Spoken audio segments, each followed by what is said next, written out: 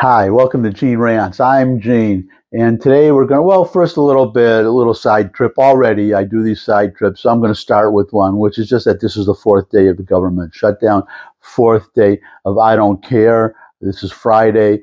You're seeing this on Monday. My understanding, it hasn't happened yet. There will be a vote today, Friday. So we'll see what happens, whatever the situation is on Monday.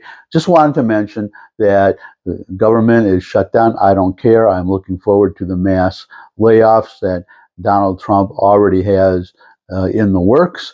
And well, that's it for today. I don't want to go too much on that because we have another subject. We have another fish to fry, which is appropriate because fish swim in the ocean. They live in the ocean. I mean, they're freshwater fish, but other fish live in the ocean and under the ocean, under the water, and on top of the water are boats and ships, seagoing vessels. And there was a fleet, a GAZA flotilla, heading towards Gaza to deliver humanitarian aid to Gaza. Never mind that the capacity of all these vessels. I have to say vessels because some are ships, some are boats, depending on size.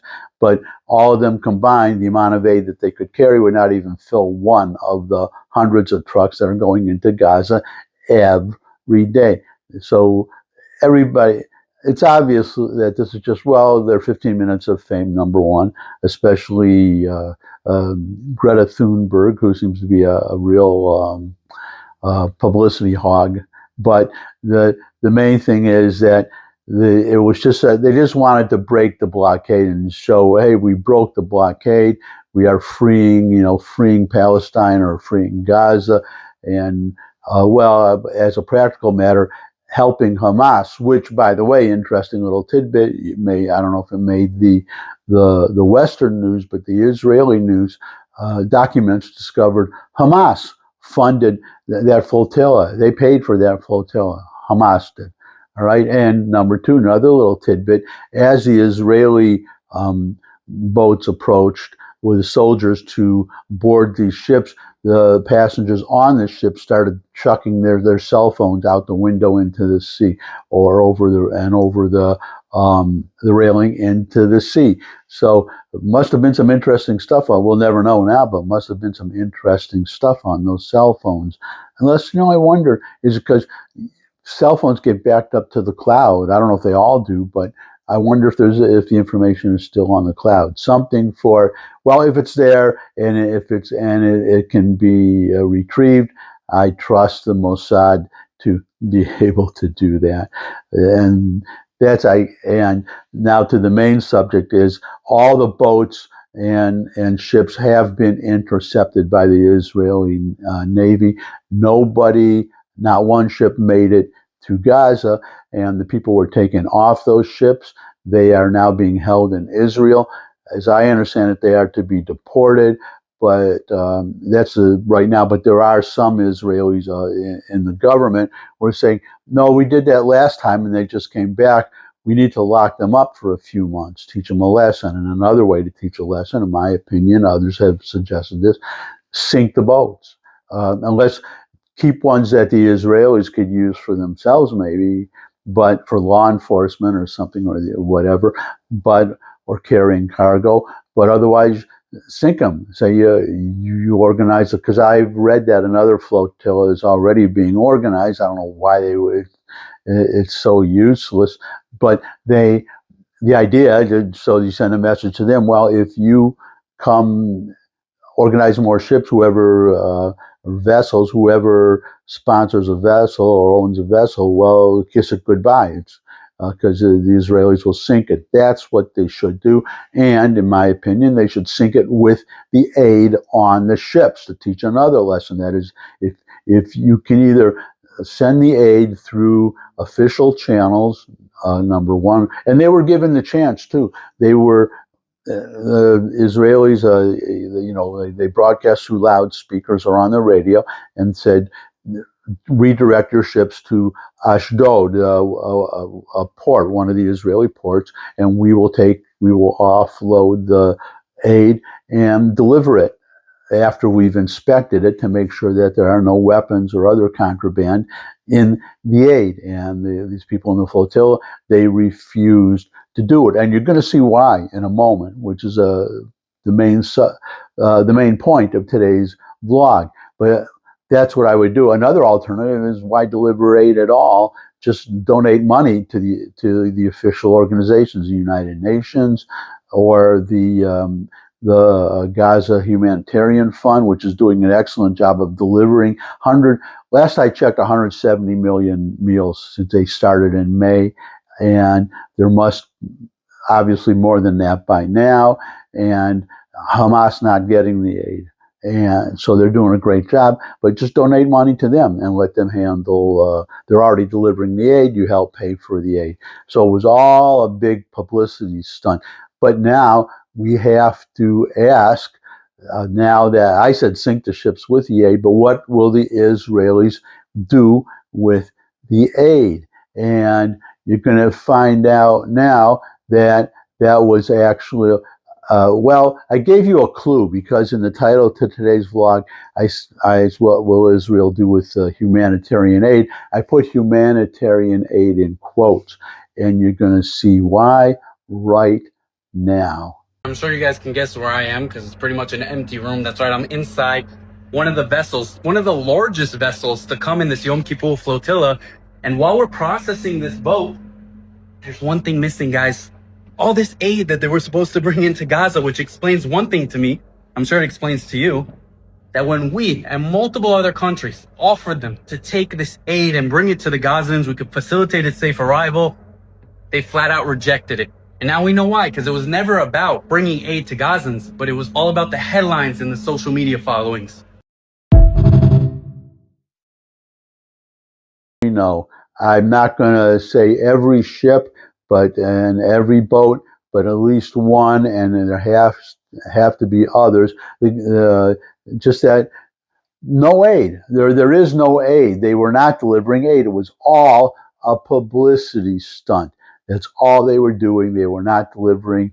As I said, the total capacity of all these boats and ships would not even fill one truck, but nothing at all. No aid at all. So there you go. There you go. They've been outed. They've been outed. It's just one giant, this Gaza flotilla, one giant fraud, and and there goes the argument. By the way, so those people, there are right now. There's vandalism. Stores are being. I haven't read the article yet. I haven't had time, but saw the headline that stores, businesses are being destroyed, broken into in protests over Israel having stopped this Gaza flotilla that was carrying no aid. That's my assumption, okay, but I can be proven wrong. But if there is any aid, the Israelis will deliver it. So again, a non-issue. It was all about helping Hamas, hurting Israel, and delivering nothing. Just delivering publicity, just showing we broke the blockade, which is stupid. I mean, if a civilian boat gets through and docks on the Gaza shore carrying nothing, what is their point? That means that a whole fleet of ships now are going to be delivering weapons to Hamas, and Israel can't stop it. They can stop it, okay? And it's just another example of the left, how same thing. So in a way, there is a linkage to this, even though there were 24 Americans on these ships, as I understand. That's the figure I remember, but in boats. But the government shutdown, same. It's the left. The Gaza flotilla is not an American project, but it's the same idea that this government shutdown is just as useless. The government is going to open. It's really hurting the Democrats. It's just a matter of when it does. And in the meantime, Trump gets to fire lots of people, which is one thing. As I said, I praised and panned Trump in the past. I support some things.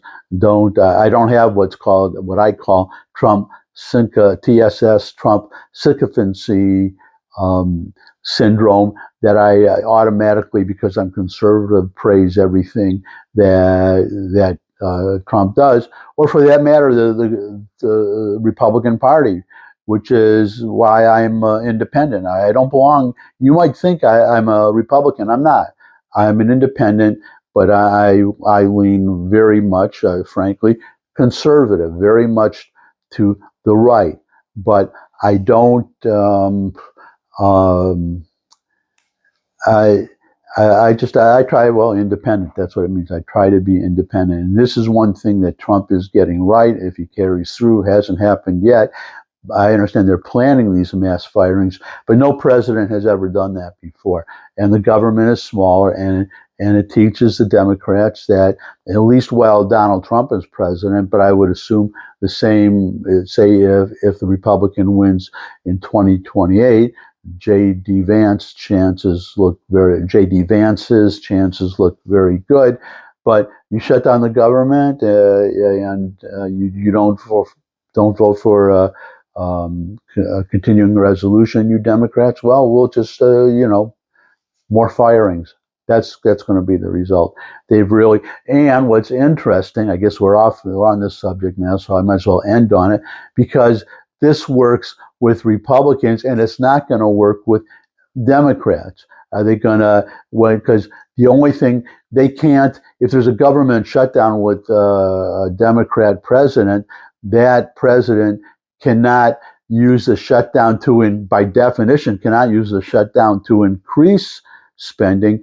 He can only decrease it too. He'll be forced to, and he tries. Well, it's